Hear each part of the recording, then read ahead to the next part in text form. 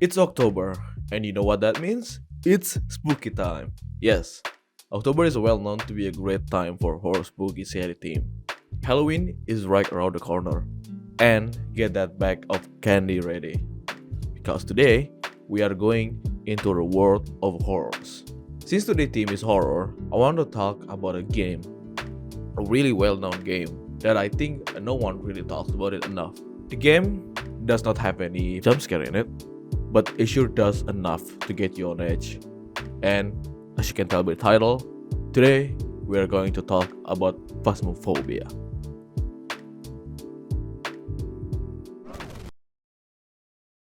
For those who don't know what I'm talking about, today we are going to talk about a game called Phasmophobia.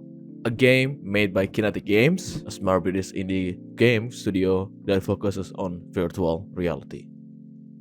The team, as I'm writing this script right now, currently has a 5 developer in total. The game was released on 18 September 2020 in Steam Early Access up until today. And just last month, the game got its major updates. The game is a single player and an online co-op up to 4 players with a first-person view psychological horror genre where you and the team members of a paranormal investigators enter a haunted location filled with paranormal activity. The goal of this game is to gather as much evidence of a paranormal as you can and determine what type of ghosts you and your team are dealing with a ghost hunting equipment to sell it onto a ghost removal team. The game uses Unity as its game engine, the same engine that Subway Surfer and Slenderman the 8 Pages uses. Even though Kinetic Game focuses on a virtual reality, the game does not require VR for player to play the game. You can play both on the VR and flat mode. The game also supports controller. For now, the game is available on Steam and 5port. The game is also available on the console later this October. Originally, the console port was released around August, but due to recent fire incident and unpredicted development issue, the team pushed back until October. Even though the game was first released around mid-September, the game gained popularity at beginning of October for Halloween. This was also the game's first becoming trending and was being played by the Twitch streamers and YouTubers. The second wave of COVID-19 pandemic could be also another reason why the game is got named, mainly because it was a good time for people to have something entertaining while they are at home. Due to its huge name and a large number of popular streamers playing the game, hackers became widespread during the later weeks of this game release, most notably by the jump scaring players or spawn infinite amount of items. Thankfully, the developer already fixed this issue. The game won Game Award 2020 in the category Best Debut Game on 10th December 2020. Got nominated in the Steam Awards 2020 as a VR Game of the Year on 3rd January 2021, only got beaten by Half-Life Alyx. Little bit of warning before jumping into action. The game consists of light, flashes, and scissor warning. So be advised, okay? I also played on a modified version to showcase some part that the vanilla version can't do.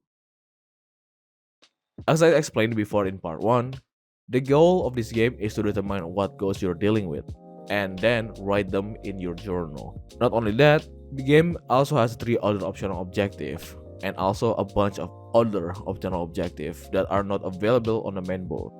You will gain money and experience if you can guess the ghost right. So basically there's a 3 objective, 1 main objective, and 2 optional objectives. Equipments in Phasmophobia is used to determine what type of ghost you're dealing with and also find the ghost's favorite room. This also can be used to complete the optional objective. Every player can purchase equipment using the money they receive from successful investigation. If you may, you can also sell equipment at a 50% original price. When a player dies, they will lose all of the equipment they added to the mission, except the default starter equipment that is always available. If you're alive, you don't have to collect all of the equipment that has been dropped or thrown at the end of the level. However, items with limited use per contract, like incense and medication, don't need to be bought again if the player remains alive. But if any player uses it, it needs to be rebrought. As per update right now, every equipment that can be bought has a tier up to 3 tiers, and you can upgrade the tier once your level is high enough. There are 4 types of equipments. Starter equipment is available from the very beginning, and some of them will always be freely included on each investigation, while needed to be purchased and added the rest. The OTS projector is a piece of electronic starter equipment that you need to purchase and add. Originally, the OTS is not a starter equipment. Players can use the OTS to reveal the ghost movement. You can only bring 2 maximum dots projector. Player can place dots on the wall and the floor. It emits a matrix of bright green laser points in a small area from the projector. The ghosts with DOTS evidence will occasionally enter the DOTS state. During this state, a faint silhouette of the ghost will be visible only when it passes through the laser grid. Usually, the ghost can walk towards the nearest player or randomly if there's no player nearby. A video camera with night vision allows for a better visibility. A dead player cannot see the OTS by any means whatsoever. Tier 1 dots are a small laser pen that can create a cone shape and the only one that can be hot into. You can also place it if you like it. The headlights are narrow with a range up to 5 meters. Tier 2 dots are a small piece that emits a medium-sized sphere of light. Unlike Tier 1, you can hold and activate it at the same time. It needs to be placed either on the floor or on the wall. It's an area light that can detect up to 2.5 meters. Tier 2 needs level 29 for upgrade. Tier 3 dots are a motorized projector with 3 lenses for a wide coverage light. Same as Tier 2, you can hold and activate it. It needs to be placed either on the wall or any upright surface. Tier 3 dots have a wide headlights that can scan through the room with a range up to 7 meters. Tier 3 needs a level 60 for upgrade. EMF reader is a purchasable piece of equipment that can be used to read the strength of electromagnetic fields in a nearby environment. You can only bring 2 maximum of EMF reader. Each EMF level actually has a different meaning. EMF level 1 means there's no activity nearby or basically a default idle state. EMF level 2 means there's an interaction with the object nearby. EMF level 3 means the ghost is throwing an object. EMF level 4 means the ghost is manifest themselves. EMF level 5 means the ghost is confirmed evidence. Keep in mind that if you get an EMF level 5, isn't necessarily mean as a danger, though it has a 25% chance to be EMF level 5 at any rate. This means that if the ghost actually have a EMF reader as an evidence, there's a 25% chance that the ghost is doing interaction or throwing an object, it give a level 5 instead of level 2 or level 3. Tier 1 of EMF reader is an old ghost field mirror. It has a 1.7 meters range at which it can pick up any readings. The accuracy is low. Tier 2 of EMF reader is a K2 meters. Its effective range is 2 meters. When detecting an EMF emission, the reader will light up a various number of LEDs accompanied with a pitch associated with a measured reading levels. Tier 2 need a level 20 for upgrading. Tier 3 of EMF reader is a EMF parameters. It has a 3.5 meter range and it is able to read and track up to 3 interactions at once. It can also read out how far away that reading occur from the device as well as the direction at which interaction happened. Tier 3 needs level 52 for upgrading. Next one is a ghost writing book. I don't think I need to give any general information on this one. It's a book, and if the ghost has evidence of ghost writing, they will write in this book. Players need to place the book by pressing the place button, not by dropping it. Tier 1 of the book, it gives you a piece of sheet of paper with a pencil. It has a range of 3 meters and interaction rate is low. Tier 2 of the book is, well, a book. It has a 4 meter of range and interaction rate is medium. Tier 3 is basically the same as Tier 2, but added a custom pen and decorative metal to it. It has a 5 meter range and the interaction rate is high. You need to be level 23 to upgrade to tier 2 and level 63 to upgrade to tier 3. Next one is going to be a little bit complicated, so bear with me, okay? Spirit Box. This is an equipment that used to find the Spirit Box evidence. Spirit Box is also one of the tools that allowing player to allow the ghost to communicate with the players. Since the game uses voice recognition, the way you interact with the Spirit Box depends on what settings you are on. If you're using the walls and windows, you need to directly say something into the microphone. If you're on a voice activation, you don't have to press anything. If you're on push to talk, you have to use the local talk key button, by default is V. You can start talking by asking the question to them. If you're using text, the game UI will provide you with 3 default and important questions. While choosing, you cannot move nor you can look around. This could be changed later, but as the current version, this is what you get. You can exit the UI by turning off the Spirit Box. However, if you're using none as a voice recognition method, the game will act the same as voice and windows. But you still need to enable your voice activation in order to make the Spirit Box ping the question. The interval on this is a 10 seconds, except if you're using a text. Tier 1 of a Spirit Box is an old FM AM radio with a terrible audio quality. It has a range up to 3 meters with the response rate low. Tier 2 of a Spirit Box is the PSB70. It has a range up to 4 meters with a standard audio quality and a medium response rate. It also has a display screen, unlike the first tier. Tier 3 of a Spirit Box is a SB11Z. It has a range up to 5 meters with a high audio quality and response rate.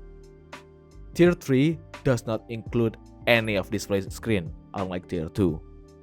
You need to be level 27 to upgrade to a Tier 2 and level 54 to upgrade to Tier 3.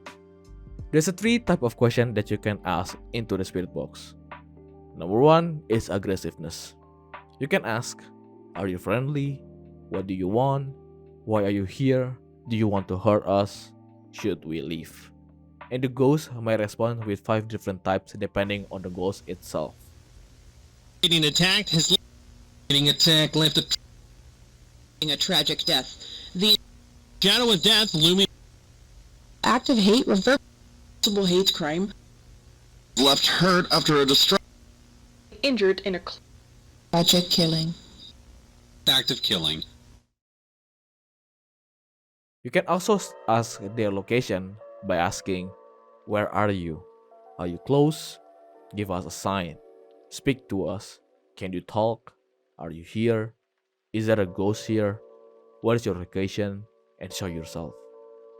And the ghost may respond with their position relative to the player who asking, such as far from their home, taken away, then a close encounter from behind unsuspected right here in the. And lastly, you can ask an age-related question. For example, how old are you? Are you a child? Are you old? Are you young? And the ghost may respond with a predetermined age, such as between a young assailant and an elderly individual.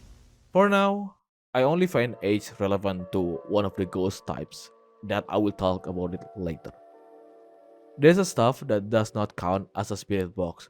For example, after you ask give us a sign, if the ghost touches a door or an object, or if the ghost perform a ghost event or a hunt, these are not a Spirit Box evidence. A Spirit Box evidence focuses on the ghost speaking through the equipment. There's also a common mistake that the most player might not know about a Spirit Box. You see, Spirit Box have a requirement in order for the ghost itself to respond to it. And these requirements are: number 1, the ghost must have a Spirit Box as one of its evidence. Number 2, the player must be in the investigation area, means anywhere that is inside the location. Being in a van or being outside of the house or behind the gates on the campsite does not count as an investigation area. Number 3, depending on the tier, the player must be within a certain range of the ghost, not the ghost room. Number 4. Any light on the player current room or the position must be turned off. Light emitted from any equipment or the light on the outer area that emits to the player's current room also does not affect this. Number 5. Depending on the ghost response type, if you are only responding to the people alone, the player must be alone in that room or the position. Other players do not have to go out from the investigation area. If these requirements are met, there's a chance that the ghost will respond to each question asked. The chance also depending on the tier of the spirit box. It is recommended to use the spirit box early on in the contract, since you need to be vulnerable and close to the ghost, so be ready if anything happens. Next one, in thermometers, and I need to say that tier 1 of the thermometers are goddamn better than tier 2. The thermometers are one of the starter's equipment that can read temperatures in a nearby environment. You can also use this to detect a freezing temps if the ghost has one of its main piece of an evidence. Tier 1 is a vintage wall thermometer. You can carry this around handheldly or put it in the room that you think is freezing. It has a medium accuracy but low sample speed. Tier 2 is a digital thermometer. It has a high accuracy with a medium sample speed. You need to hold the use action button and wait for it to scan the room you're currently standing in. It didn't matter where the player was aiming at. Tier 3 is basically the same as Tier 2, but with a faster sample speed. You need to be level 36 for upgrading to Tier 2 and level 64 to upgrading to Tier 3. I'll say Tier 1 is the best one because Tier 1 passively reads out the ambient of the temperature of the room that is in it. Unlike Tier 2 and Tier 3, where you need to hold it and wait, Tier 1 actually gives a faster feedback and response. As soon as you see the liquids drop, you can drop it and leave it while you grab other equipment. Now, temperature readings below 5 degrees Celsius or 41 degrees Fahrenheit is usually an indicator where the ghost is in or recently in the room. But this becomes redundant and less useful in non-clear weather, in open areas such as campsite, or when the fuse box has not been turned on long enough to raise the temperatures. Moving out and in or turning it off and on again between rooms before attempting to read the temperature may help reduce the risk of errors. And just to be sure, anything that's below 0 degrees Celsius is considered to be freezing. Next one is UV lights. These tools can be used to detect ultraviolet evidence such as fingerprint and footprints. Since UV lights emit a purple light, the light is weak relative to flashlight. Tier 1 of UV light is a small glow stick. When activated, it glows brightly for 1 minute and fades to half intensity over the next 10 seconds. You can shake the glow stick to revitalize the light it produces. Tier 2 of UV light is considered to be a flashlight with a narrow spotlight. Tier 3 of the UV light is also considered to be flashlight with wide spotlight. You need to be level 21 for upgrading to Tier 2 and 56 to Tier 3. Next one is a video camera. Player can use this to detect any ghost orbs. You can place the video camera or use it handheld. You can also place it on the tripod. The ghost can knock down the video camera if they are on the tripod. Video camera has a built-in night vision, and when the night vision is turned on, any ghost orb present can be seen through the video camera. Tier 1 is an old camcorder. It has a low image quality with high paranormal interferences. Tier 2 is a parasonic video camera. It has a medium image quality with a medium paranormal interferences. Meanwhile, Tier 3 is a goddamn movie camera. I mean, look at this thing. It has a high image quality with a low paranormal interferences. You need to be level 33 to upgrade to Tier 2 and 61 for the Tier 3. The last one on the starter equipment is a flashlight. It's a flashlight. It provides a basic sort of light. What do you want me to explain? You can put the flashlight on the shoulder by cycling into other items. Tier 1 is an old flashlight with a narrow spotlight and low intensity. Tier 2 is a compact and lightweight flashlight with a narrow spotlight and medium intensity. Tier 3 is a larger flashlight with a wide spotlight and high intensity. Level 19 for the Tier 2 and 35 for the Tier 3. Next one on the list is an optional equipment. First one on this list is a crucifix. Players can use crucifix to prevent a ghost from hunting. You can use it on a hand, throne, or place. Crucifix is counted as a consumable equipment, means every time a crucifix is used, the player must purchase it again. Just like a starter equipment, optional equipment also has a tier, and each tier has a different usage. Tier 1 is up to 3 meters, Tier 2 is up to 4 meters, and Tier 3 is up to 5 meters. Only Tier 1 has 1 uses, while Tier 2 and Tier 3 has up to 2 uses. When the ghost attempt to initiate a hunt within the crucifix range, the hunt will fail to begin and a charge will be used. Each time a crucifix prevents a hunt, EMF level 2 reading is created with a 25% chance for this to be EMF level 5 if the ghost has a EMF level 5 evidence. Keep note that the range that we're talking about is the range between the crucifix and the ghost itself, not the ghost rooms. Which means that if the ghost is far away from the ghost room, but the crucifix is in the ghost room and outside the ghost's reach, the ghost can successfully initiate a hunt. Curse hunt, that I will explain later, won't affect Tier 1 and Tier 2 crucifix.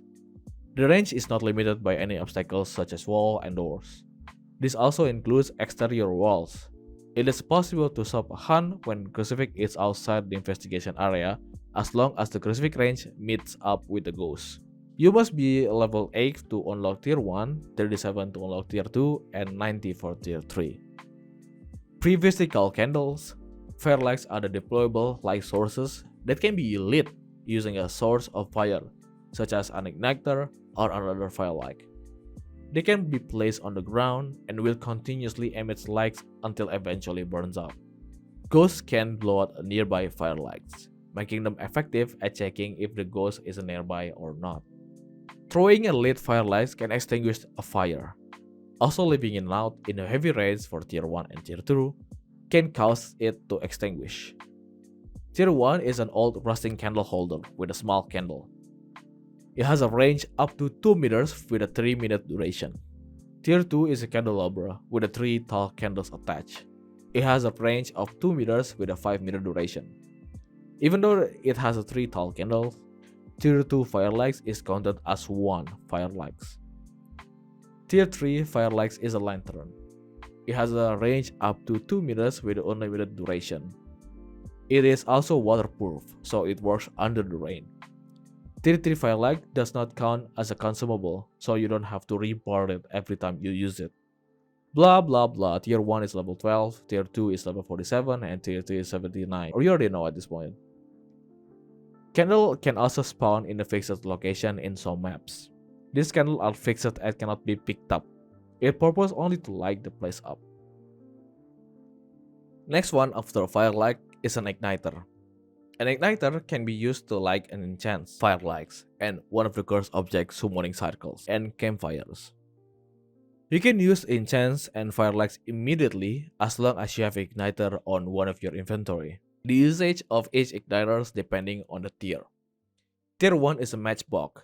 It has 10 matches per box with 10 seconds each match, making it total 100 seconds, or 1 minute 40 seconds. It requires you to be level 12 to purchase one. Tier 2 is Igniter. It has a duration up to 5 minutes, and it requires you to be level 41 to purchase one. Tier 3 is another Lighter. This one has a duration up to 10 minutes with a waterproof, so it works under the rain. Tier 3 is not considered to be consumables, so you can purchase this when you reach level 57s. Oh yeah, the ghost can also blow out igniter flames within 3 meters of it. Next up, Enchants. Once Enchants is lit, the Enchants will emit the smoke for a certain amount of time depending on the tier level. Tier 1 is 5 seconds with a range up to 3 meters. Tier 2 is 6 seconds with a range up to 4 meters. Tier 3 is 7 seconds with a range up to 5 meters. Enchants has 2 functions. First one is for cleansing, second one for blinding the ghost during hunts. When cleansing within a ghost range, things will be happen, such as number 1, ghost activity will be increased marginally. Number 2, the ghost will be unable to initiate hunts on its own for 19 seconds. Lightning the enchants will not prevent a cursed hunt nor stop an already ongoing hunt. But doing this while hunting will apply the stuff I mentioned previously. During a chance, when hunting instead, can blind the ghost. For this to apply, players must be within the enchant's range. If they successfully apply, the ghost will, number 1, unable to detect and claim players. You can walk through it without dying. Number 2, walk in a random direction. Number 3, Tier 2 enchants will slow down the ghost and Tier 3 enchants will halt the ghost. This effect lasts for 5 seconds and after this period, if the hunt is still in progress, the ghost will return to regular hunting behavior and be able to see and kill the players again. Next one is headgear. Its specific function vary based on the tier. Headgear requires a head slot and can be toggled on and off by holding the special key for a couple of seconds. Tier 1 is a mounted camera. It serves as a portable video camera that can be used to help track other players and to see the ghost orb. It will be useless if you're playing solo with this. Tier 2 is a headlamp. When activated, it provides a light source emanating from the player's head, with a comparable power and illumination to Tier 1 flashlight. Tier 3 is a night vision goggles. When activated, it brightens visibility substantially, painting the player's view like green and allowing them to see in the darks. Tier 1 required to be level 13, Tier 2 49, and Tier 3 is 82. Another optional equipment is a motion sensor. This piece equipment can help in tracking the movement of the ghost. Tier 1 motion sensor can be placed on the wall or on the floor. When a player, a ghost, and a dead player on an object passes through its laser beam, the motion sensor will emit a bright light for 2 seconds. An audible beep will play from the monitor fan. You need to level 5 for purchasing Tier 1. Tier 2 motion sensor is the same as Tier 1, with an addition of cone sensor shape and an audio indicator on the motion sensor itself. Level 45 is required for upgrading to this tier. Tier 3 motion sensor is different from the rest. It has a circle sensor shape. It also scans the area. Requires level 74. Parabolic microphone or paramic is an equipment that can detect sound through walls and at a great distance. It serves as a portable sound sensor and can be really useful on the large map. Parabolic microphones sometimes cannot pick up a sound from the different floors, so it's better to do a sweeping method instead. And the players have to aim directly at the ghost in order for them to hear it. Tier 1 has a range of 20 meters forwards and requires level 7. Tier 2 has a range up to 30 meters forward and a display screen that will display the number of dB. Tier 3 is the same as Tier 2, but it has an additional solar function which displays the position of the volume each individual sound. Tier 2 requires level 31 and level 72 for Tier 3. Next up, we have a photo camera. Players can use this to take a picture of an object in the game while not used for gathering evidence.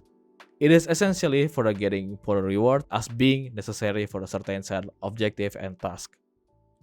Every tier in a photo camera is kinda useless in my opinion. The only thing that is different is the time between the photos. Tier 1 with level 3 give you the highest and the slowest between photos. Tier 2 with a level 25 give you a medium time between photos with a display screen, and you can see the photos after taking it as it has a display screen. Tier 3 with a level 70 is the same as Tier 2, but with the lowest and the fastest between photos. You have an unlimited photo takes, but only the first 10 labeled picture recorded in the journal and the board. And will reward the players with experience and money depending on the photo category and the star rate.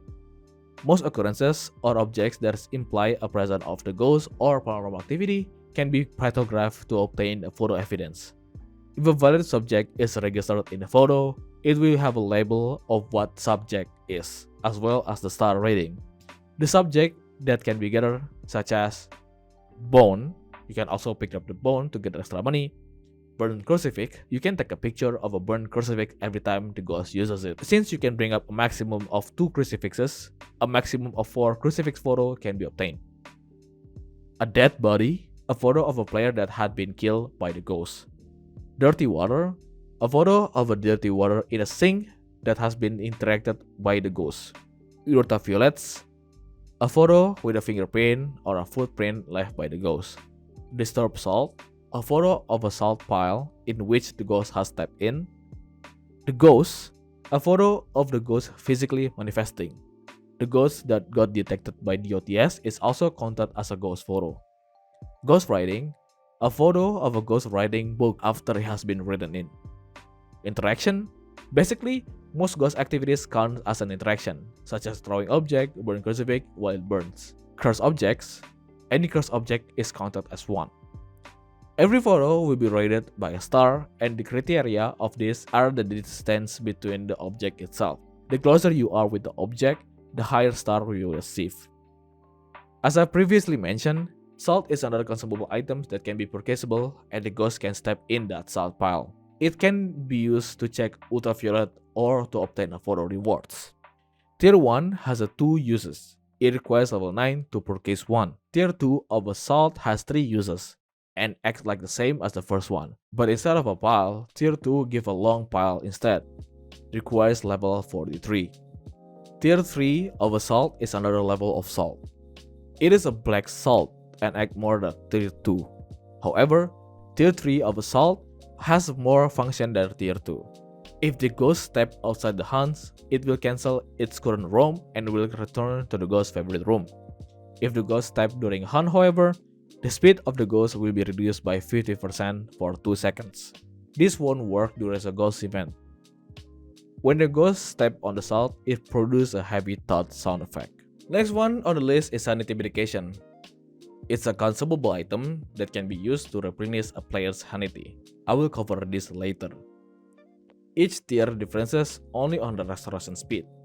The amount of restored sanity is depending on the tier difficulty. Tier 1 requires a level 16 with a 30 seconds restoration speed. Tier 2 requires a level 39 with the restoration speed of 20 seconds. Tier 3 requires level 77 with a restoration speed of 10, but with an additional 10 second speed boost. During this duration, you will not lose any sprint stamina. It's not really a speed boost, it's more like unlimited stamina for 10 seconds. Sound sensor is a piece of equipment that can be used to detect sounds in the large area around it. Players need to use the vent sound monitor to monitor the sound sensor. Any noise picked up by the sensor will appear as a bar on the sound monitor. The sound sensor ignores wall. Tier 1 requires level 11. It ranges from 5 meters to 10 meters. It has a circle sensor shape. Tier 2 requires a level 32. It has a range up to 5 meters to 15 meters. It also has a circle sensor shape. Tier 3 requires a level 58. Same range as the Tier 2, but with added circles, cone, and sided sound shape. Last optional items are tripods, and the only purpose is holding on a video camera and lowering the chance of the ghost knocking it down. Tier 1 with level 10 required have a medium chance of the ghost knocking it down. Tier 2 with level 34 required also have a medium chance of the ghost knocking it down. But Tier 2 and Tier 3 give you a rotation control. Tier 3 with a level 62 required lower the chance of the ghost knocking it down. Not only main and optional equipments, players also have one more piece of equipment that is located on the fan itself. But since this is a van equipment, all of these are going to be stationary and only accessible on the van. The first one is objective board. You can find all the useful information right here. Starting from the chase number 1, the ghost information, all of the objective, a preview photo of the map, and up to 10 more photos that can be filled with the photo camera. There's 2 types of objective that you can obtain.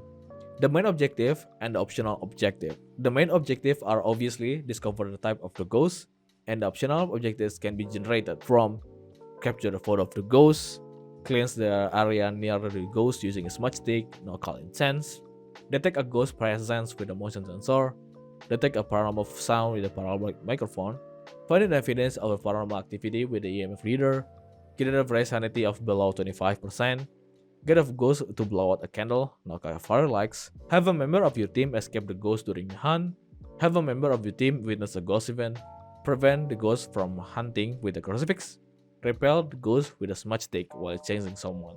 We're gonna talk about this one by one. Capturing a photo of a ghost is quite easy. You just need to use a photo camera to take a picture of the ghost. This can be done during a ghost event or a hunting event. This can also be done with your test projector if the ghost has it as one of the piece of evidence. Cleanse the area means after you found a favorite room, make sure to find out where the ghost position by using spirit box, salt, or just using the cursed items. After you find it, use the incense and burn it around the ghost area, not in the favorite room. If you done it, but it doesn't count on the board, that means that the ghost is nowhere near you and you have to redo it. Detecting a ghost presence using a motion sensor is also another easy one. Just use a motion sensor and put it on where you think the ghost will roam.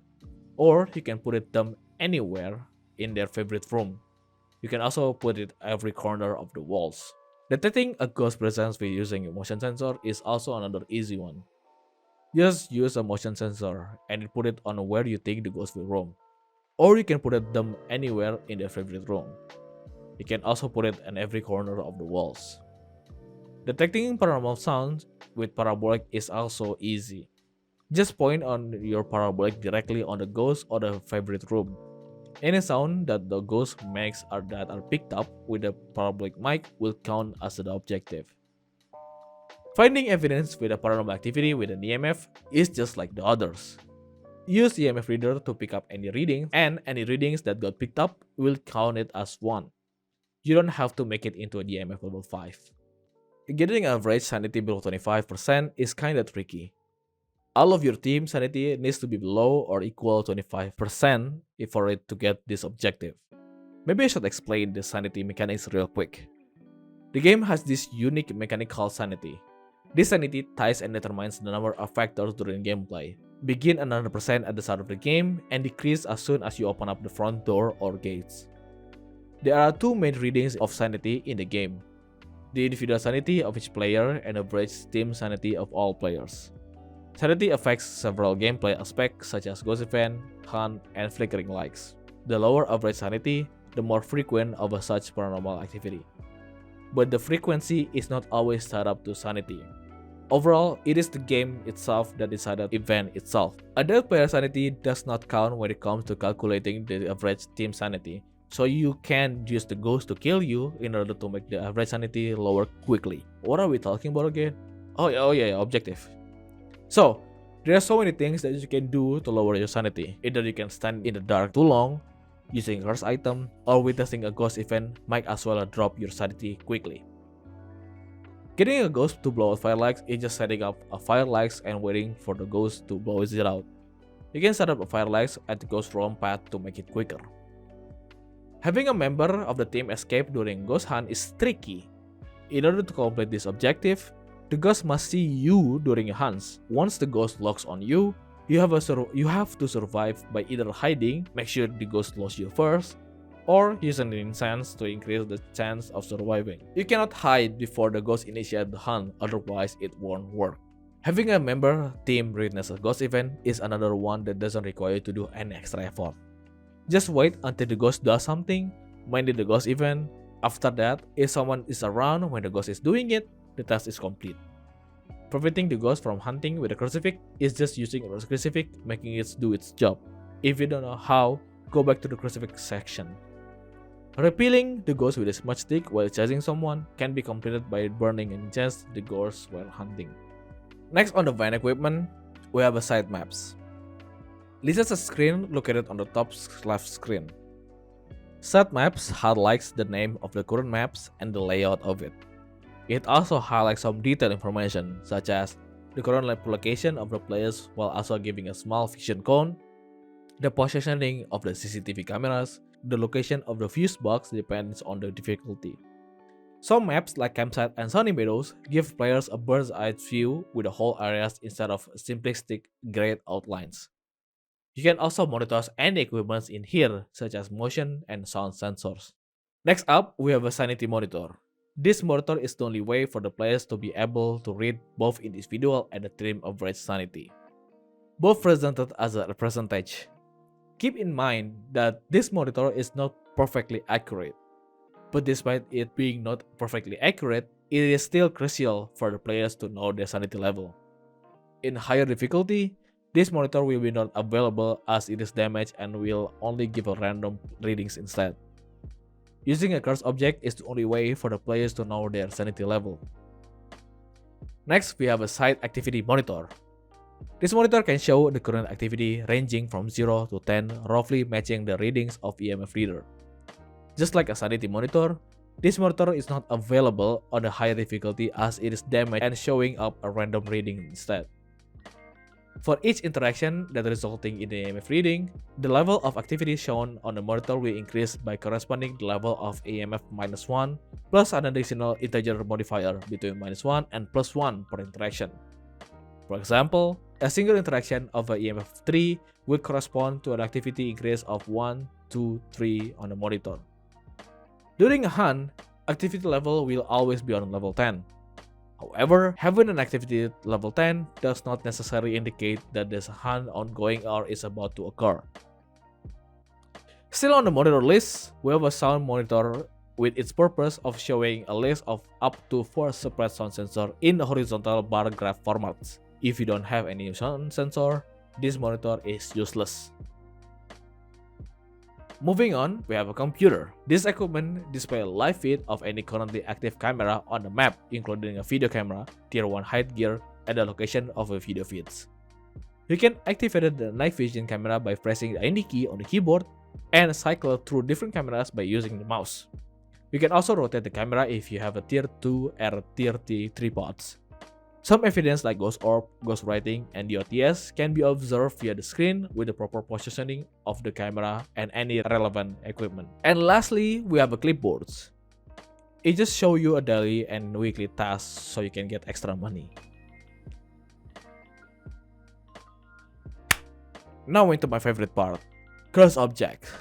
There are a few items found exclusively at the investigation location that can provide a photo rewards, and this item can be directly purchased. We call this item a cursed object. First one on the list is a bone. You can find this collectible item that can reward you some money. On every contract, no matter what difficulty is, one bone will spawn in a random location within the investigation area. The bone will spawn in a location that is accessible by the ghost. Once a player picks up the bone, it will not be respawned and it will not be on your inventory. You can also take a picture of the bone before picking up to get a photo reward. The bone is the only item that will be spawned randomly on the map. Next one is haunted mirrors. Players can use this to locate the ghost's favorite room in exchange for the player's sanity. It is really recommended to use this on early contract as you have still a full sanity. If the player does not have any sanity left and still proceed to use the mirror will be broken and a curse hunt will be initiated. And while at it, let's talk about hunting mechanics for a bit. The game has a mechanic called hunts. This mechanics plays a bigger role in the game. There's two types of hunting, a regular hunt and a curse hunt. Regular hunts are the hunts that initiate by the ghost. Depending on the difficulty, early on, the players have a protection against this hunt called a setup phase. From 5 minutes to 2 minutes, the setup phase can be ended early if a cursed object is being used or activated. Every ghost has their own respective hunt requirements, and it is all tied down to the sanity we talked about earlier. Some ghosts may even have the ability to modify the threshold or even override it entirely. After the hunt ends, most of the ghosts follow the rules of 25 seconds cooldown before the ghost can attempt to initiate another hunt. This cooldown does not affect of the activation of the curse hunt, meaning you can trigger the curse hunt while its regular hunt on its cooldown. After the cooldown ends, the ghost doesn't really necessary to have the hunt immediately. It all depends on the ghost after all. But just be ready, after the 25 seconds, the ghost can hunt at any time. Also, the ghost can hunt if there's no players within the investigation area. As per current update, cursing and swearing does not affect the chance of a hunt. So, what is a curse hunt? Unlike a regular hunt, a curse hunt is a hunt that is initiated by the players using any cursed object. A curse hunt will ignore sanity threshold and a cooldown between hunts. Thus, a curse hunt might start immediately after a normal one, but the normal one respects the cooldown after a previous curse hunt ends. If a curse hunt ended or cancelled prematurely due to no one being inside, The cancelled curse hunt will not count towards the cooldown timer. Crucifix may prevent any regular hunt that is initiated every single time the ghost, but only tier 3 crucifix that still have 2 charges left can prevent a curse hunt to be initiated. There's also other things that can prevent hunt, such as lighting an enchant within a ghost. It will prevent the ghost from attempting under the initiate further hunts for 19 seconds for the most of the ghosts. Nothing different will happen though. It is not like the ghost will even more aggressive compared to regular hunting. Alright, back to items. Monkey Paw is another curse item. Players can use Monkey Paw to grant their wishes, but every wish has a twist, or original. There's a 3 type of wishes, a ghost wishes, player wishes, and other wishes. Let's go through the ghost wishes first. A wish to see a ghost will trigger a ghost event at the ghost's current location. The ghost will be revealed at this current location, and after 5 seconds, the ghost will disappear and a curse hunt will begin. Meanwhile, if this happens, the players that wishes this, their visions will be obscure for the whole hunt and will return normal once the hunts end. A wish for activity, or a wish for the ghost will do something, will double all the ghost activity for 2 minutes. The fuse box will break permanently and the exit door will be locked for 2 minutes. A wish to trap the ghost, or a wish the ghost was trapped, will teleport the ghost to its favorite room and lock all of its doors for 1 minute. During this duration, the ghost cannot hunt, roam, or use any of its abilities. This also locks all doors of a player's current room for 1 minute. After this period, all doors will be unlocked and the ghost will start a curse hunt. There is a 25% chance for the doors to unlock only after the guest period. That's the whole wishes for the ghost wishes. Let's move on to the player's wishes. A wish to be sane or a wish for a sanity will set every player to 50% sanity, but passive sanity drain will be multiplied by 1.5 for the remainder of the contract and the ghost favorite room will be set to random room. A wish to be safe, open up the nearest hiding spot. The lights in the current playing room will be shattered, and for the rest of the contract, the ghost will be able to hear the players who made the wishes and sense their active electronics at any distance. A wish to leave will unlock all exit doors at any time during a hunt, but the player's speed will be reduced before slowly returning over 5 seconds. Their vision will be also reduced during this duration. Moving on to other wishes, a wish to revive a friend, or a wish for life will revive a dead player, but the player who made these wishes has a 50% chance to die. A wish for knowledge will remove 1 incorrect evidence and corresponding ghost type from the wishes journal. The ghost will then start a hunt near wishes, and they will have a muffled audio and reduce their vision until that or until the hunt ends. A wish for weather will change the weather as desired. The list is sun, rain, clear, sky, fog, snow, and wind. If you wish for the sun, just say I wish for the sun. But this will cause a temporary blindness effect while the weather changes and deduct 25% sanity from the players. Wishing for a rain has a 50-50 chance of guaranteeing either light or heavy rain. Lastly, a wish for anything will randomly grant one of the unused wishes that I explained before. Depending on the reward multiplier, the Monkey Paw will grant you from 0 times to 1.99 times. It will grant you 5 wishes. From 2 times to 2.99 times, it will grant you 4 wishes. From 3 times or higher will grant you 3 wishes. You can only use 1 wish per contract. Next one is a music box. You can use the music box to pinpoint the location of the ghost. The music box can be activated during a hunt and can be only used once. Once activated, it will play this piece of music, and if the ghost within 20 meters of the music box, it will sing along, broadcasting its current location while remaining invisible. But if the music box within 5 meters of the ghost, it will trigger a ghost event where the ghost manifests and begins moving towards the box. The box can be handheld or placed on the floor. In all cases, the box will close up once it stops playing. There are 3 things will happen. A curse hunt will happen if one of the following occurs. Number 1, the ghost within the short distance of the player holding the box. Number 2, the ghost walks during box trigger ghost event for more than 5 seconds. Number 3, the box is thrown out while the tune is playing. Normal hunt will occur if the player reaches or it already is at 0% sanity. The ghost initiates the hunt on its own due to meeting normal hunt condition rather than the box itself causing the hunt. By avoiding all of the above, no harm will happen. You need also to ensuring that no one is inside the investigation area when above is occurs, when the music ends without the ghost ever being near enough, and if the players bring the music box near the ghost only just before the music stops playing, the ghost will just simply disappear. The way the music box drains sanity is when the players is near within around 2.5 meters of an actively functioning music box. The music box will then drain the player's sanity at a rate of 2.5% per second. Next one, Ouija board. This cursed object you can use to communicate with the ghost and at the cost of sanity. Player can either use the voice chat or the text-based UI to ask the question. The player must be within the investigation area but does not have to be in the ghost room. Whether the ghost is aggressive or shy, it does not affect its ability to respond via Ouija board. There's a cooldown of around 2.5 seconds for clicking via text-based UI, while there's no cooldown time for a voice chat. If the question is recognized, the plan sheet will move to answer the question and an EMF level 2 reading will be generated around the Ouija board. If the ghosts have EMF level 5, there's a 25% chance for this to be level 5 instead. After activating the Ouija board, any nearby player must say goodbye, which makes the punch sheet disappear. The Ouija board can then be left alone safely. The Ouija board also will be automatically deactivated if the players hold the board and exit the investigation area. The Ouija board will break if, number 1, there's no players within the 5 meters of a still active board. Number 2, the player current asking question has less sanity than required to pay for the question. Number 3, players saying goodbye has no sanity left. Number 4, the phrase hide and seek is said. After that, the board will burn and break itself up and it will initiate a curse hunt if any players is inside the building. Players can take a picture of the board whether it is on or off. Will yield a photo labeled as Ouija board.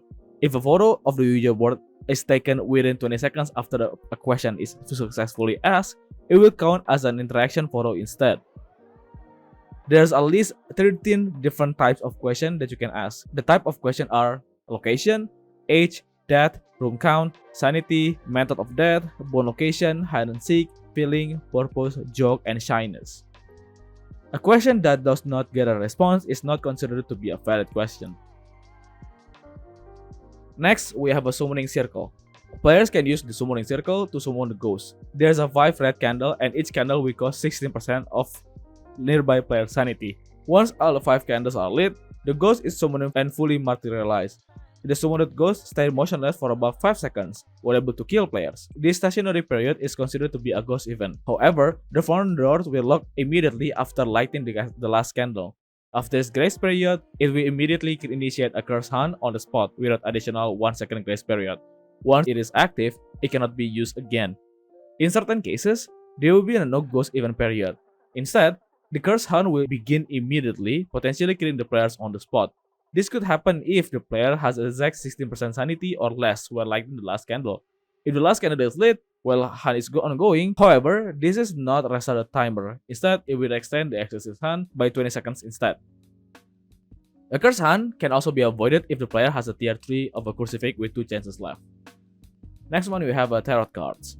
Tarot cards can trigger a various random effect both on the player and nearby ghosts. Each tarot card deck contains 10 randomly generated cards. There are 10 possible card types the player can draw. Each card has a unique effect on either the player or the ghost.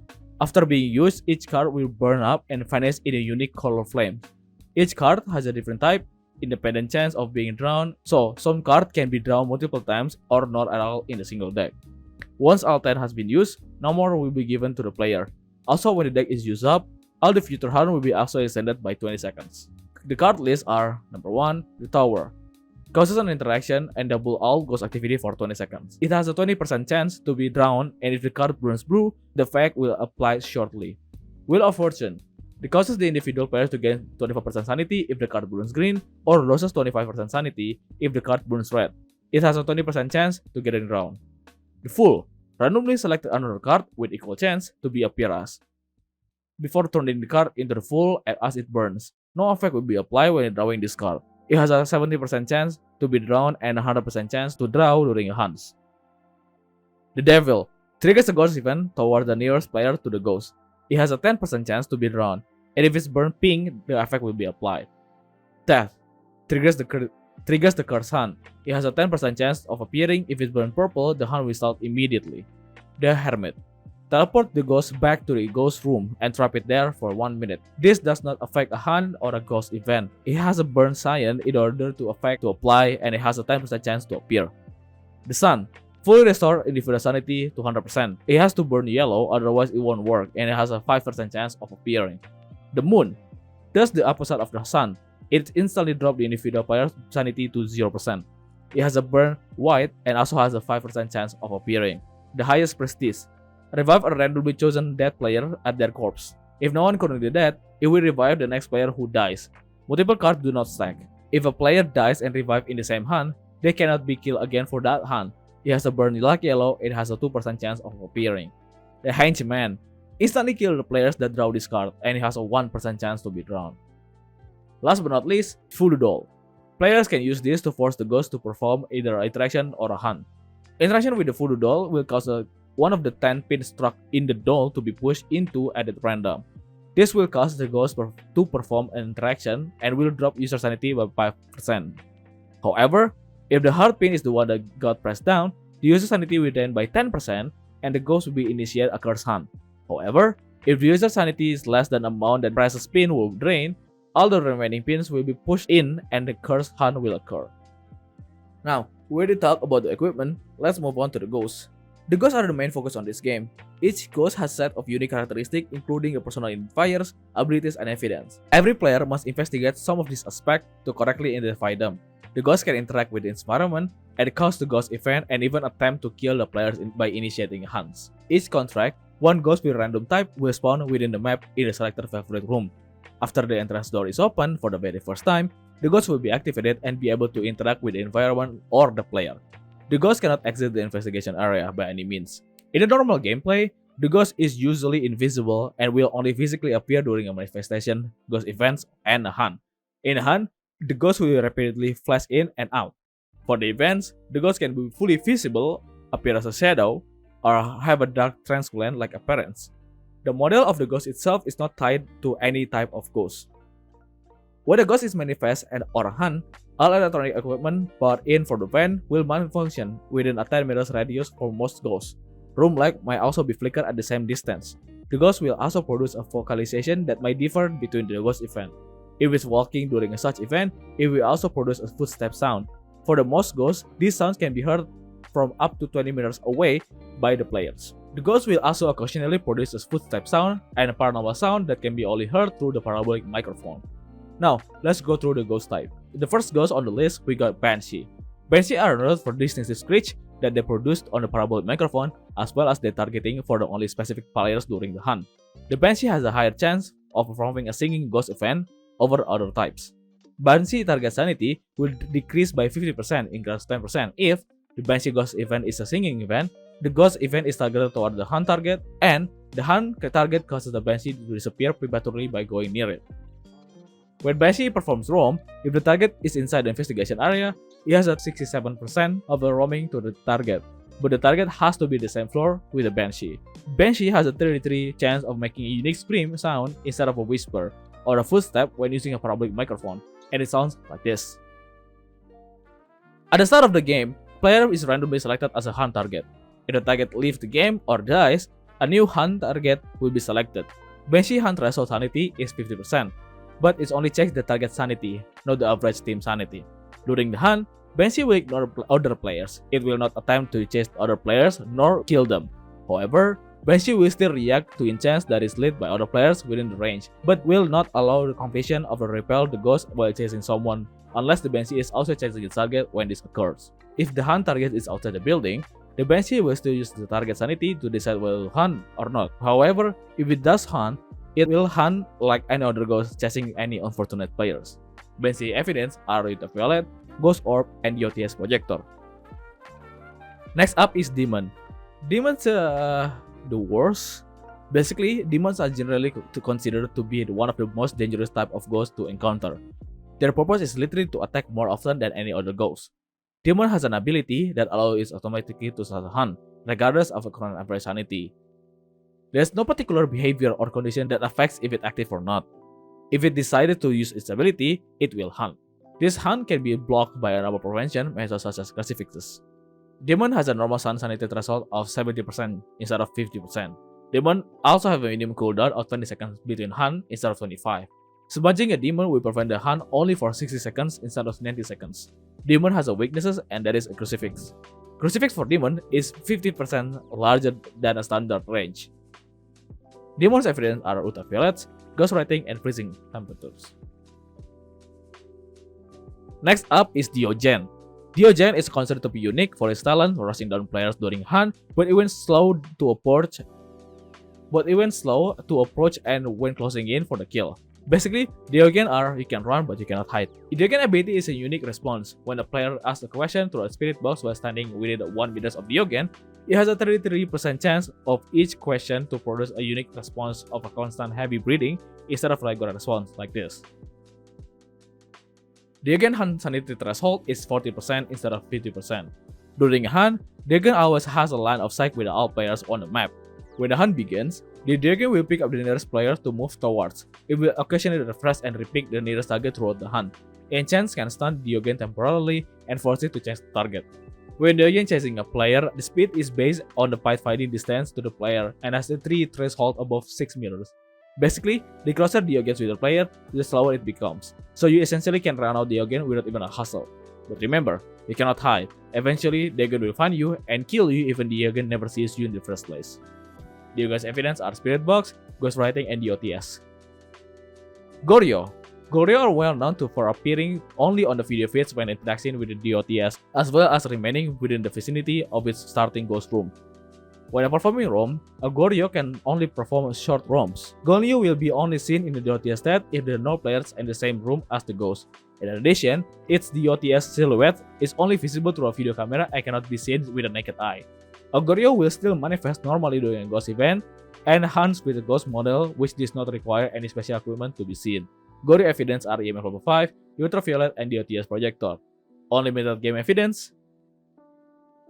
evidence games, a Goryo will always have a DOTS projector as of one of its evidence type. Next up, Hantu. Hantu are known for their increased speed in the colder rooms, which can make them an unexpected threat during a hunt. Hantu cannot turn on a fuse box, and also likely to turn off a diffuse box. During a hunt, unlike other ghosts, Hantu does not have a line of sight acceleration. In other words, the more freezing the area, the faster Hantu will be. Also, Hantu is the only ghost that when visible during a hunting, it will emit a freezing breath near its head and in any room as long as the breaker is off. However, dead players cannot see this breath. This breath can also appear on zero evidence game. Hantu evidence are ultraviolets, ghost orb, and freezing temps. The opposite of Hantu, we have Jinn. Jinn can be unpowered by an active fuse box to quickly close it on a target that is chasing during a hunt. Jinn cannot turn off the breaker directly through interacting with it. The fuse box can still be turned off by overloading it, whether by the players or by the Jinns unintentionally. When the fuse box is on, the Jinn will be able to use its ability. It will lower the sanity of all players in the same room or otherwise within 3 meters of it by 25%. An EMF level 2 or 5 will be generated at the fuse box. During a hunt, Jinn speed will be fixed at 2.5 meters per second. When a fuse box is turned on, the Jinn has a line of sight with the player when targeting. The Jinn is further than 3 meters from that player. If none of these criteria are achieved, Jinn will obey the standard burst speed. The light does not affect Jinn abilities. The only thing that affects the Jinn is the turn off the fuse box. The light does not affect Jinn abilities. The only thing that will affect the Jinn is turn off the fuse box. Next one is Mare, and Mare is not a fan of light. Mare cannot interact with the light to turn them on. They are more likely to choose turning off a light as an interaction. Mare does not have any affinity with the fuse box. When the Mare roams, it is more likely to choose an unlit room to roam into than a lit room. It has a higher chance to change its favorite room if the current one is lit. The Mare has a higher chance for performing lecturing ghost event over other types as it will disable the light, making it easier to hunt. If the player turns on the light that is within 4 meters of Mare, it has a small chance to turning off the light almost immediately. There is a minimum cooldown of 10 seconds between the light being turned on, which will restart if it's turned on before the 10 seconds is up. This also applies for television and computers. A Mare has a modified hunt sanity threshold depending on whether the room it is currently in is lit. 60% if the room is off and 40% if the room is on. This applies even if fuse box is turned off or broken, but not if the room lights are destroyed. However, the equipment and fire light does not affect this threshold whatsoever. Mere evidence are spirit box, ghost orb, and ghost writing. Moroi. Oh, Moroi. Moroi have the ability to cause player to lower their sanity. Combined with its increasing speed at low sanity level, Moroi is the fastest ghost in the game. Moroi have two ways to curse the target. Number 1, obtaining a response from a spirit box will curse a person who asks it. Number 2, hearing the whisper through a parabolic mic. When a player is cursed, their passive sanity drain is double, and being in the area will no longer prevent a sanity drain, and the light from the firelights will also no longer mitigate against sanity loss. Walking outside of the investigation area will still pose sanity drain until they enter again. Walking outside of the investigation area will still pose sanity drain until they enter again. The only way to remove the curse is drinking sanity medication for that player. Players that have been cursed before can be cursed again in the same contract. Multiple players cannot be cursed at the same time, but curses do not stack on the single player. When hunting, Moroi speed is dependent on the average sanity at the beginning of the hunt. The base speed increases for every 5% average sanity below its average hunt threshold of 50%. At 0 average sanity, Moroi can be as fast as 2.225 meters per second. Plus, Moroi also have accelerate with continuous line of sight of the player. Moroi maximum speed is 3.71 meters per second, making it the fastest ghost in the game. When using an enchant during a hunt, Moroi will be blind and can kill players for 7.5 seconds instead of standard 5 seconds. Moroi evidence are Spirit Box, Ghost Writing, and Freezing Temps. On limited evidence game, Moroi will always have a Spirit Box as one of its evidence type. Myling. Myling have a distinct for being talkative on a parabolic mic but very quiet when hunting. The Myling produces a paranormal sound that can be only heard through a parabolic microphone often than other ghosts. When hunting, Myling's footstep vocalization sound will be audible to the players within 12 meters, slightly greater than the range of required for electronics interferences instead of the usual 20 meters. The volume of footstep is slightly muffled near the limit but quickly become discernible as it approaches. Myling evidence are EMF level 5, ultraviolet, and ghost writing. Next we have Obake, and in hindsight, Obake can be described as a shapeshifter. Obake ability is mainly focused on their fingerprint. Instead of 100%, Obake has a 75% chance of leaving ultraviolet evidence. When creating an ultraviolet, there's around 16.7% chance for Obake to create a unique handprint or fingerprint pattern, such as a 6 fingerprint instead of 5 fingers, 2 fingerprints on a light switch instead of 1, 5 fingerprints on the keyboard and a prison cell instead of 4. Another ability that Obake has is that he is able to reduce the remaining time for existing fingerprints and a footprint on the map by half. This ability can be triggered multiple times in quick succession, so you have to be quick when capturing the ultraviolet evidence. During a hunt, Obake has a 6.67 chance each time it's flickered to shapeshift into different ghost model of the same gender. It will then return back to its original model. This is guaranteed to be happen at least one per hunt. Adult players cannot see the shapeshift. The ghost changing into a different posture within the hunt while otherwise retaining the same model is also considered to be a shapeshift. Obake evidence are EMF 5, ultraviolet, and ghost orb. In limited evidence game, Obake will always have a fingerprint as one of its evidence type. Next one is Oni, well known to be more active when a player are grouped together. Oni will interact with objects more often, especially when there's people in the ghost room. Oni can perform a hearable event. When a ghost is doing a ghost event, there's a chance where the ghost will manifest itself and will walk towards the players. The manifest itself can be vary from invisible, shadow, to physical, the ghost model itself, and one of these forms is a ball of fog, which we call it an airball. But instead, Oni will prefer a showing a full physical form during this event. Oni can also double the sanity drain when colliding with a target player in a ghost event, 20% drain instead of 10%. During a hunt, an Oni flash will be visible for longer than the most other ghosts, making it easier to take a photo of. Oni evidence are EMF level 5, freezing temperature, and Diotis projector. Onryo.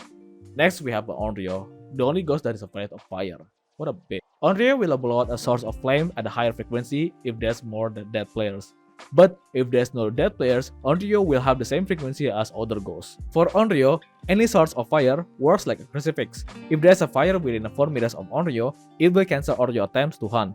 But however, this won't reset the hunt cooldown timer. If there's a flame and a crucifix with the same place, Onryo will prioritize fire instead of a crucifix. Onryo does not have anything different from most of ghost types. Its sanity threshold is 60%, but if the ghost has blown 3 fire and there's no 4 fire nearby, Onryo can initiate hunt without even following the sanity threshold. Onryo evidence are Spirit Box, Ghost Orb, and Freezing Temperature. Next we have a Phantom, well known to drain the sanity of those that have a sight of it during a ghost event. This Phantom is also a Phantom. If a player successfully take a Phantom ghost photo, either in its physical form or when it appears on the RTS, the ghost won't be visible on the photo in any way, but it is still taken as a ghost photo. Furthermore, the ghost will also disappear. Electronics will stop malfunctioning, the players will no longer hear their heartbeats, but the event sound will continue to play for the rest of the event. Phantom has an ability where it chooses to random players and travel to the location. During this, it will create a EMF level 2 reading at their targeted location. During traveling, it will set up a motion sensor and will disturb sound on the way. Being within 10 meters of a Phantom when in the line of sight reduces the player sanity by 0.5% per second. You can quickly stop this by taking a picture of Phantom. During the hunt, the Phantom will flash every 1 to 2 seconds. In other words, Phantom will be more invisible rather than stay visible.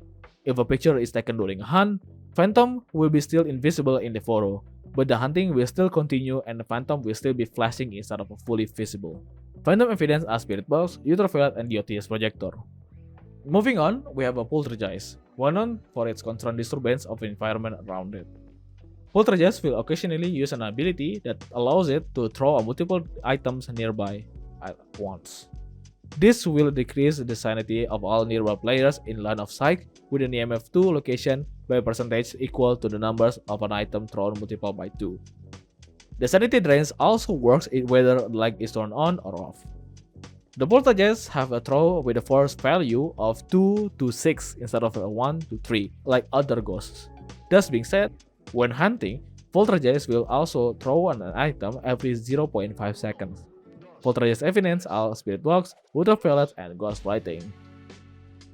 Next we talk about Reiju, the ghost that siphons the power from electronic equipment to both increases its aggression. When Reiju manifests during a ghost event or hunt, it will interfere with the electronic that are up to 15 meters away on the same floor. The Reiju sanity threshold is increased to 65% if there's at least one piece of active equipment nearby. Depending on the map, Reiju movement speed will be fixed at 2.5 meters per second. Otherwise, it will follow standard ghost speeds. Reiju does have increased speed on line of sight, but only applied once Reiju does not near any electronics. Reiju evidence are EMF level 5, Ghost Orb, and DOTS projector. There's nothing significantly special about Revenant, but one thing for sure, Revenant is the ghost that is well known to be fast when it comes to speed, but not the fastest of them all. Revenant actually does not have any abilities. During a hunt, however, Revenant have a very noticeable speed change during a roaming and chasing modes. When Revenant is roaming, it will move slower than the player speed, which is 1 meter per second. However, as soon as it detects a player, it will begin to move at 3 meters per second and sustain the speed until it reaches to the spot where it last detects a player. When reverting to the roaming mode, Revenant speed will slowly decrease over 2.8 seconds back to its initial value. The speed change does not stack up and does not apply to any specific players. Revenant evidence are Ghost Orb, Ghost Writing, and Freezing Temps. Next one is Shade, well known for being a shy ghost, meaning that it will do less when there's a player nearby. A Shade is less likely to perform interaction than other ghosts. At 100% average sanity, a Shade has 0% chance of performing in an event. This change increased by 2% per average sanity loss. When average sanity loss below 50, the chances will be 100%. When it performs a ghost event, Shade will likely perform a ghost miss rather than a manifestation. It has a 67% chance of appearing as a shadow. When a cursing curse object, it has a chance of appearing as a black shadow rather than as a full form when it's a ghost event stage. This is not the case when it comes to hunting. Sage can be only hunt below an average sanity of 35%. Said evidence are EMF level 5, Ghost Writing, and Freezing Temps. Next, we have a spirit, well known to have nothing strong about it, but only one weaknesses. Spirit can do anything, to be honest. Even though if the game says that the ghost is dangerous and if it's spirit, you'll be in luck. Spirit have only one weaknesses, which is an enchant. When using an enchant near spirit won't be able to initiate another hunt for the next 180 seconds instead of 90 seconds. This, however, won't prevent a curse hunt. The delay will still apply if the spirit smudge while it's already hunting. Spirit evidence are EMF level 5, spirit box, and ghost writing. Next, we have a Tay, the only ghost that can be aging. When it comes to age, Tay is the only one that matters. Tay has an internal age parameters that affects its general activity. Every 1 to 2 minutes, Tay will attempt to age. If at least the one player is in the same room as the ghost, Tay will add 1 to its age. Else, Tay will wait another 30 seconds before attempting to age again. The initial age starts from 0 and the behavior will be fixed at 10 or higher. The hunt sanity threshold starts at 75% with a 2.75 meter per second hunt speed and has 200% interaction/ghost event rate. Every time Tay age has been added, it decreased the sanity threshold by 6%, its hunt speed by 0.175 meter per second, and 50% on the interaction/ghost event rate. And by the age of 10 and higher, Tay behavior will be fixed and the sanity threshold at 50%, hunt speed at 1 meter per second, and 50% interaction/ghost event rate. However, Tay human age is as provided by Ouija board increased by 1 to 4. Technically, Tay starting human age can still be anywhere from 2 to 19 like other ghosts. There's no special thing about Taya apart from Taya can speed up when it's player when it's on the chasing phase. Taya evidence are Ghost Orb, Ghost Writing, and the OTS projectors.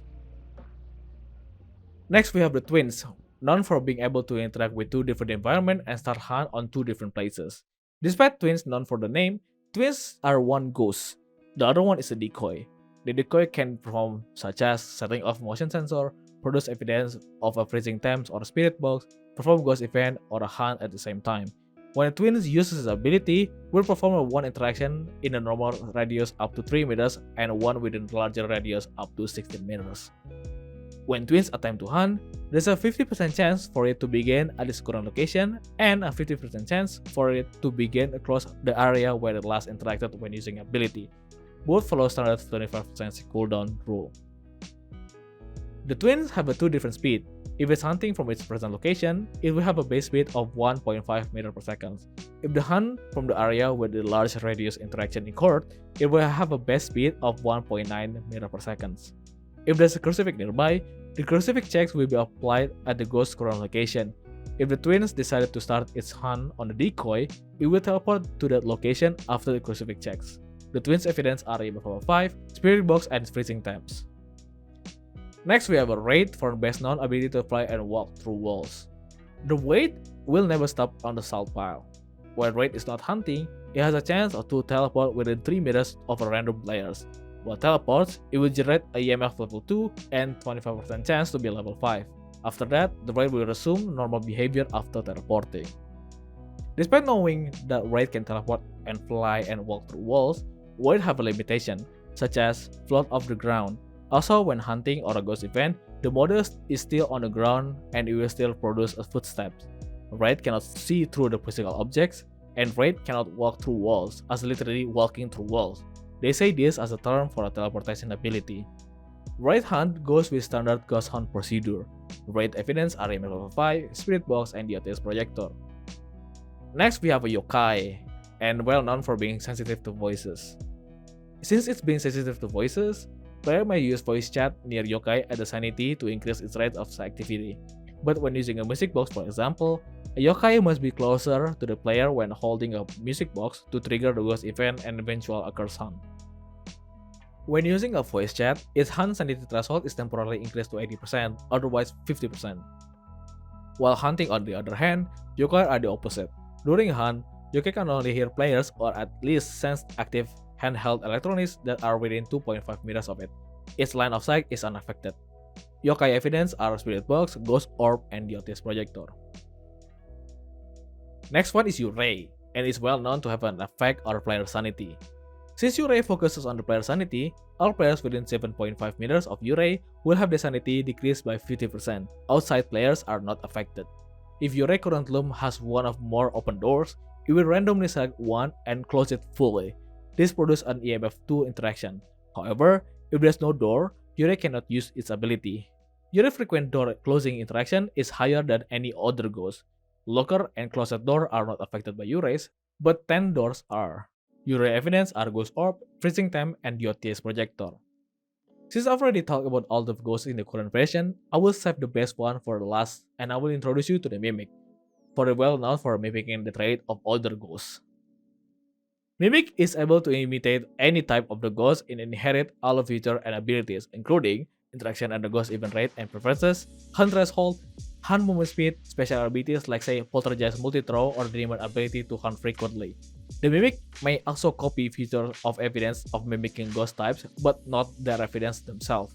For example, the Mimic can copy Obake's special 6 fingers handprint as the Mimic itself has a ultraviolet evidence, but cannot copy Goryo's special trait that is only appearing on the video camera feed while interacting with the OTS, as the Mimic does not have the OTS projector as of it one of its evidence.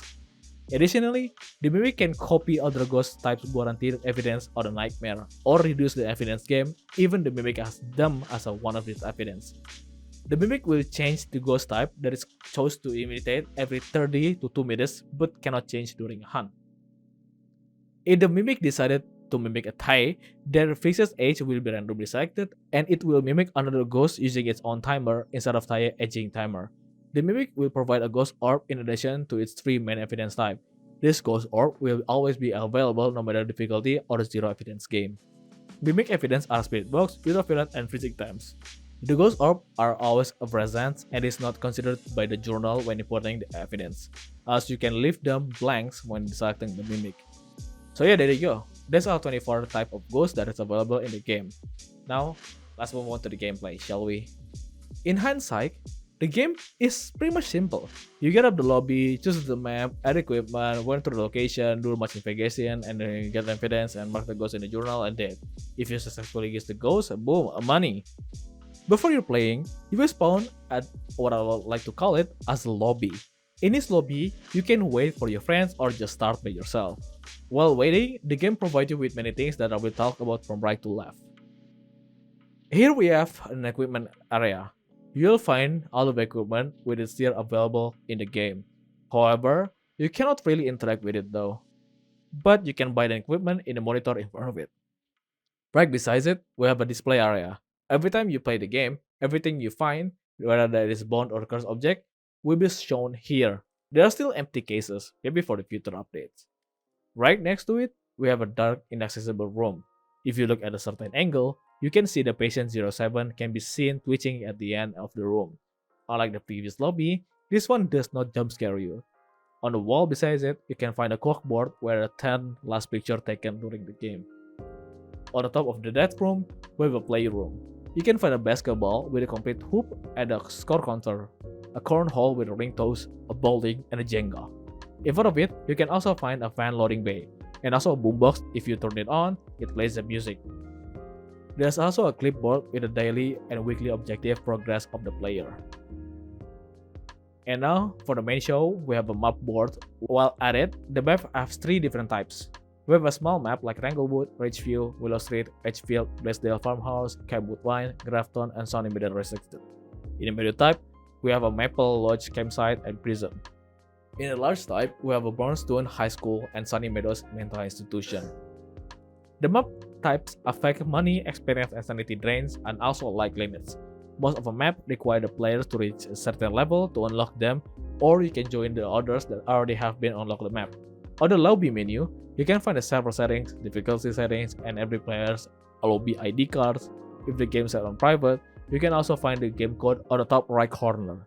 You can copy this code and share it with your friends for them to join. Same thing as a map, difficulty also have an effect on overall gameplay experience. Players may set up custom difficulty for a mixed experience with up to 3 presets that can be set. Depending on the settings, player might get higher or no rewards at all. There's still one more difficulty option, and that is a challenge mode, and I set this aside because I feel like this isn't like custom difficulty level, more like a different type of a game mode. After finishing picking up maps, friends, and difficulty level, and equipment to play with, it is time to start the game and start hunting. I can technically just tell you guys how to play this game and all, but the game is really great if you're going in blind and discover everything by yourself. I can guarantee you will have a different experience each game. Just remember to stay calm, stay positive, don't panic if you see light flickers and all. Also make sure to pay attention to exit doors. There will be times where you can't really tell if the differences between a ghost event and a hunt, but you will get there. And also start looking for a hiding spot first before actually jumping into action, cause you don't know when you need to run and hide. If you get killed by the ghost during a hunt, by letting the ghost catching up on you and grabbing you, the game didn't really necessarily have a jump scare per se. Instead, you'll be teleported to the ghost death room. You cannot move, but you can still rope around, and you will see the ghost twitching in the corner as the light breaks. Then you will teleport back to the where you last stood, but at this moment, you are a ghost. Well, if you're using an in-game mic, your team cannot hear you, but you can still hear them. The game technically is not over for you. You can still help your team by trying to find a bones, cursed object, or better yet, see the ghost behavior freely. By doing this, you can give more information to your team whether the ghost is speeding up or not, is their movement is fast, is it slow. With all of this information, it will help you and your team to determine the ghost.